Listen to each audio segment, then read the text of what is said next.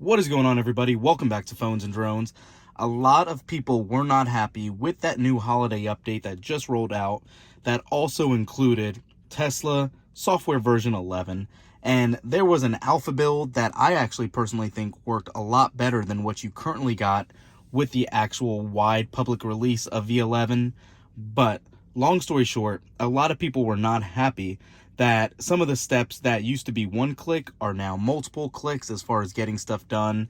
So what I want to show you guys really quick is in V11, some of the ways to get through and navigate what you used to be able to do prior in V10 or 10.5, depending on whatever you were running prior.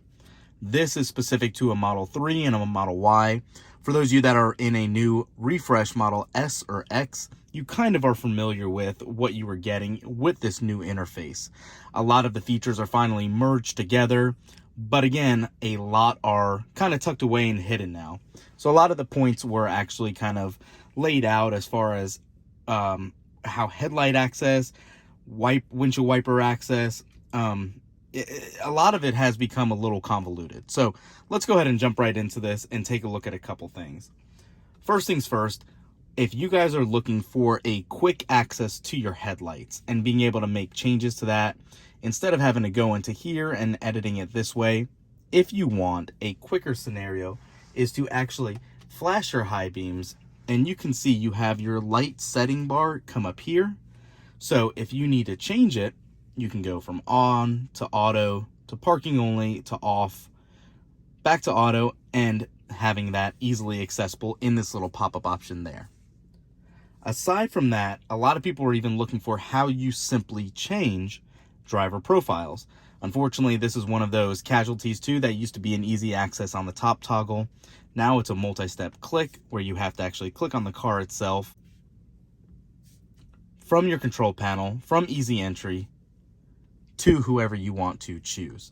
So yeah, it's not that easy. You can easily miss it, but the beauty is it is on every tab pane. You can see easy access stays with us the entire time. So again, not ideal. It's not as easy as having that little profile option on the top, but it is right there as well. Beyond that too, rearranging these dock icons, it's a lot easier than you would think. You can actually long press on any of these 6 technically, but these 4 is truly your dock. These 2 on the right side past that little divider bar is actually your most recently used. So if you go ahead and long press on the dash cam, you can actually bring up all your options here.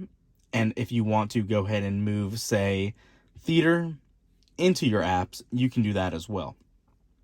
One call out here, which is awesome, you can see your recent apps has actually shifted to only 1, and now you have 5 on your actual app dock. You can actually set 4 at one time instead of the 3 that you would normally have, and have 1 recent app. Really up to you how you want to do this. I would usually recommend putting obviously at least 3 or 4 of your most commonly used apps right here, or at least whatever you think you're going to use the most. If you use messages a lot, your calendar app, your energy consumption, at least set that right here. And one awesome feature too is if you actually go ahead and switch profiles, you can see the dock actually does adjust with whatever profile you had selected. So easy access is kind of the elephant in the room. It's not going to change with it, but you can personally have your own there as well. One of the other scenarios a lot of people are asking is how you view dash cam footage. So you have your dash cam viewer here if you want to see your live view of your camera angles right here, but there's actually a similar view where you have dash cam here. It's a very similar icon, easy to get confused, but if you use that a lot, drag that to your dock and you can actually leave it there as well. So now to view your dash cam, click on that icon, and now you don't have the live view of your camera angles. You purely would have any dash cam footage that is saved. As you can see, it's very limited to what I have currently. I usually have a tendency to wipe it out, but that is what you'll do. So I wanted to have them side by side for you to see. There is a difference between the 2 icons, but they are very similar. It'd be nice if this had a little better call out to make it more pronounced than the others, but unfortunately, currently, it does not. And you can see it finally did load up, so you can see your dash cam viewer as you need. Obviously, you have your phone icons and all that as well.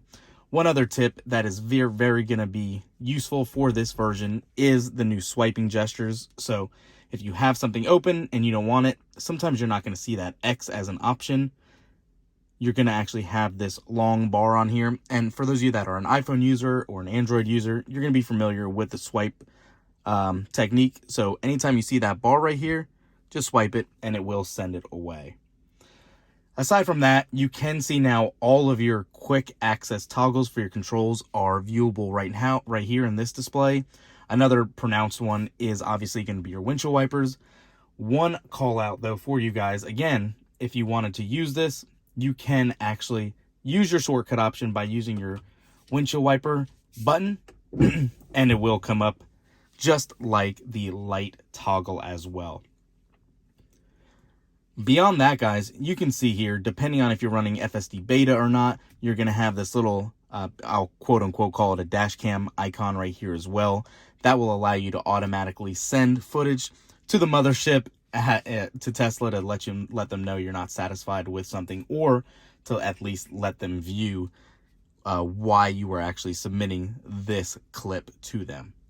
Beyond that, you do have similar options here as far as what your pedals and steering options are, your charging here, and one call out too, which is very nice and amazing. And you can see it's actually technically not in here, is that energy consumption. For those of you that follow the channel, you know we have a Model S as well, but we actually only have these options here. We do not actually still have that true energy consumption chart. That is very nice to have, and I know a lot of users are happy to have this option in their 3s and Ys. I hope they bring this to the Model S. That would be phenomenal. It really is useful to see your energy consumption over a certain period of time, your average range, as well as your instant range. But for now, that's not found in the actual quote-unquote call this the control panel. It is listed in that separate app. So beyond that, though, you have obviously your autopilot settings, depending on your model as well, obviously. Your locks, nothing has really changed too much in here. It is just set to the prior configuration. Your headlights as well, your display options, nothing again has really changed here. There are new options in the actual Tesla app that will help you change from percentage to distance to the charging rates and all that on the app display. Then here's this trip tally that I was talking about. This is what's typically found in the new refresh Model S and X. Your navigation settings, your typical safety settings as well, service, and your software.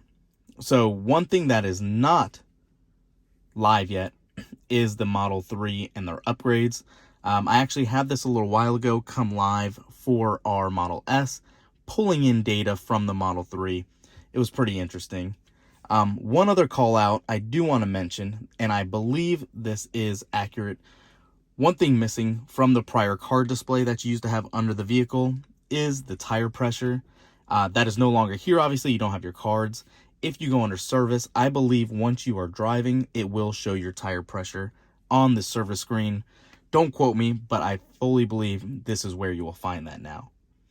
In addition to that, you obviously do have your car wash mode if you choose to take it through a belt car wash or any sort of car wash in general. That is not automatically done by yourself. It's all right here as well. Same with the windshield wiper service mode and some of your other settings, but for the most part, that is the best quick overview I can give you guys. I hope it helps find some of the shortcuts that have kind of been removed. If there's anything specific you guys haven't seen, let me know. I'll be happy to do a more in-depth dive. But just know, this is the direction Tesla's going. It's been like this, obviously, in the new refreshes for the last, 6 months or so. This is here to stay. I would get used to it. I like how it's customizable. I like how you have a little more color to it, how you can kind of plug and play everything for whatever you really want. But no, it is not perfect. It is definitely added, some additional steps, unfortunately, but it also added a lot of time-saving steps as well, as far as having the auto heaters for your front seats and all that. You will get that by, instead of pressing the actual temperature button, the shortcut button here, and you can turn it on auto, as well if you want right here as well. So yeah, that's it for this one, guys. It's been a 10-minute video already. Don't want to ramble too much longer. Let me know what you guys think of this update. Comment down below, thumbs up the video, it really helps this channel, and we'll catch you in the next one. Peace.